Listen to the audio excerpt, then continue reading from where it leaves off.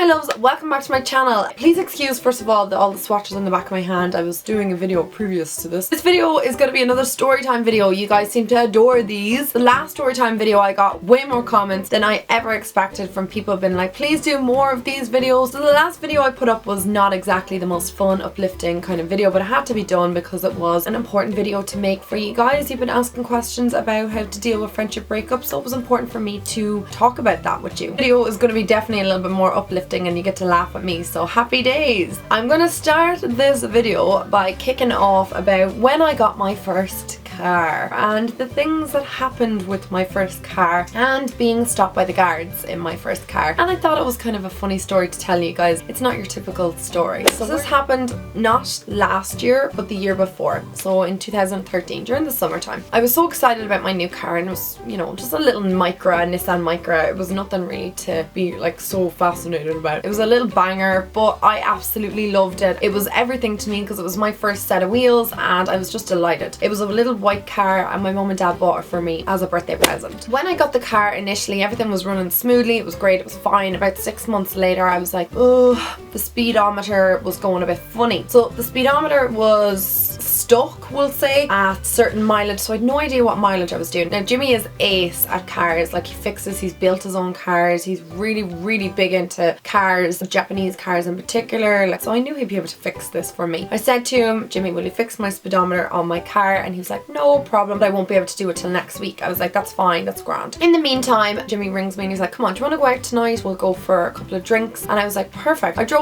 over to his house and we got a taxi from his house into town. So we went out, and the next morning I woke up and I was like, Jimmy, I'm going to go home and I'm going to get clothes. I'm going to get myself kind of spruced up for the day. And he was like, do you want to lift over? And I was like, no, because I want to bring my car over to the house to leave it there. You can pick me up and then we can spend the day together. I don't have to worry about driving it home later on in the day or whatever it may be. So he said to me, that's fine, you can drive your car over. If you have any problems, give me a ring. And I was like, well, my battery's on like 0%. It's like I literally had my handbag, my clothes from the night before, which I wasn't wearing home, and my heels and stuff. So I said to him, can I borrow some clothes off you? He was like, yeah, that's fine. So I borrowed a t-shirt and boxers and ran from the house into the car. And I was like, oh my god, so embarrassing. I just had my handbag with me, my dead phone, which was really annoying. I was, you know, driving on the way over to my house. So my house is not that far of a distance from Jimmy's house, but it's far enough. While I was driving over, I passed a petrol station, and when I'd gone by it, I just kind of was like the clocks are not working in the car at all. I mean, like my petrol light,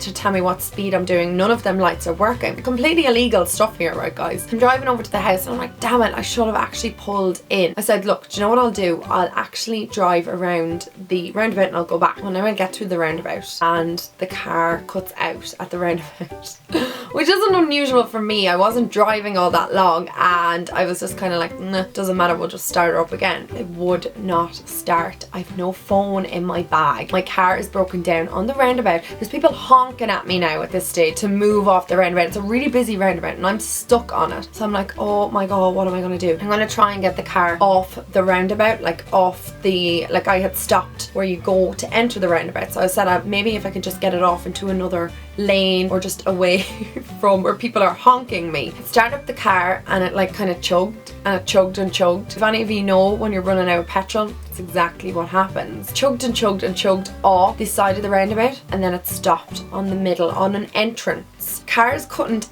exit and cars couldn't enter onto the roundabout. I was stuck on it. Then the guards decide to enter the roundabout, so I am sitting in the car mortified. Also, don't forget, I'm wearing Jimmy's boxers and t-shirt. Guards come around, or the police who come around to my door and they're like, are you okay? I said, my car is broken down. Didn't want to tell the guards, oh yeah, I ran out of petrol. How stupid would that have been? So I told them that I was having car problems and they said, look, there's no problem, we'll push you off. They were like, will you just steer the car off and we'll push? So these two guards have their car parked on the other side of the roundabout and they have their lights flashing because obviously they want to let people know that there's like an obstruction on the roundabout, and the two guys are pushing me off. The lights are going, people are stopped, everybody is looking at me. I'm trying to like cover my modesty because I'm sitting in the car in these like short boxers. I know it's the middle of the summer, but it was not exactly warm. If you live in Ireland, you know what it's like. It's raining, it's sunny, it's damp, it's dry, it's cold, it's warm. It's like a mixed match bag of weather. there. So I'm sitting in the car in my boxers at 1 o'clock in the day, like really busy roundabout, like everybody's going about, it's a Sunday, everybody's out and about, they're all going for walks or drives or whatever, and I'm being pushed off the roundabout by two really kind guards. Once they pushed me off, they were like, do you want to contact somebody about like getting your car towed away? And I was like, no, it's okay. And they were like, do you want us to ring somebody? I was so embarrassed, guys. I just wanted the guards to go away now and leave me alone so I can deal with my problems myself and figure out what to do after. I didn't want to tell them that my car had broken down because I didn't put petrol in it, and I also didn't want to tell them I'm so dumb, I've no phone. And I also didn't want was for them to give me a lift home, because that meant I would have had to get out of the car in the boxers and the t-shirt, and how embarrassing. So they drove off and they left me to sort out my own agendas, because obviously I said to them, no, I'm fine, I can sort out my own life, I'm fine, just please leave me alone, I don't want you to see what I'm wearing. While I'm in the car, I'm sitting there for 10 minutes, not even 10 minutes, 5 minutes. I'm deciding, how am I going to get the car home? What am I going to do? How am I going to get in touch with my family? Got into the back seat of my car. Like, my car has like its hazards flashing and people are passing me out as they're coming off the roundabout, because obviously my car is just parked there. And I pulled down the back seat, and inside the boot was, it was like every god on the earth was looking down on me that day. I'd say my nanny was looking at me going, here, we'll do this for you. I opened the boot and there was a can of petrol and a funnel. Dad usually has them in everybody's boot. Like, there's one in my mum's boot, there's one in his, and there's one in mine, obviously. Just in case, like if you're out and about and you have car problems, that there is a can of petrol or whatever it may be. And my dad's really good with stuff like that. So I was like, happy days, everything is going to be amazing.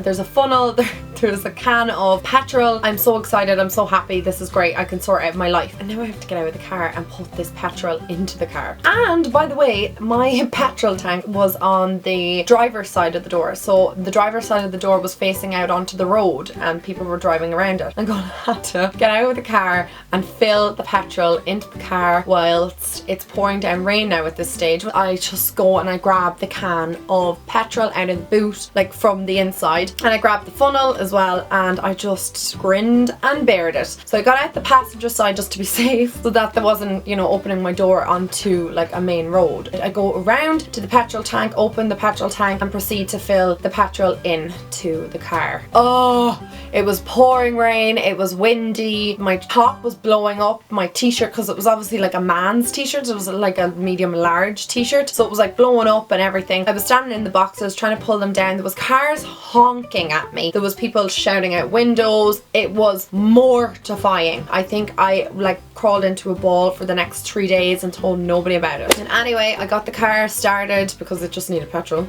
I drove it home, I got into the house, I went in a shower, I spoke nothing more about it. Told Jimmy, I'd say about 6 months later. That's how long I kept him to myself. It was just, I'm just still mortified even talking about it right now. The fact I was standing on the side of the street pouring petrol into the car in my boyfriend's boxer shorts and t-shirt and bare feet, might I add. Wind is blowing and the rain is pelting off the car, and I'm just being blown asunder on the side of the street and everyone's honking and beeping at me. It was so embarrassing. So Jimmy eventually fixed the clocks on my cars the following week. He didn't know any more about the story. Yeah, that was my most embarrassing story I think I have to date. And it wasn't the fact that I had to get out of the car, like that didn't bother me so much. It was the fact that I was so stupid to let the car run out of petrol. I was also so stupid to be sitting in the middle of the roundabout while the guards are coming over to me. Like, it was just the whole situation from beginning to end was mortifying. I never let that happen to me again, and let that be a lesson to you all. Never pass the filling station without double checking that you need some fuel, because you could end up in the same situation as me. I always thought at the time, oh, I'll definitely have enough petrol to get me home. Definitely, I'll sort myself out when I get home. So that is my fun time story time. I hope you guys enjoyed it. A little bit more uplifting than the last one. If you do like these story times, please give this video a thumbs up. I have enough material to keep going for about 10,000 years. I will talk to you guys in 2 days, hopefully. I love you all so much. Mwah. Bye.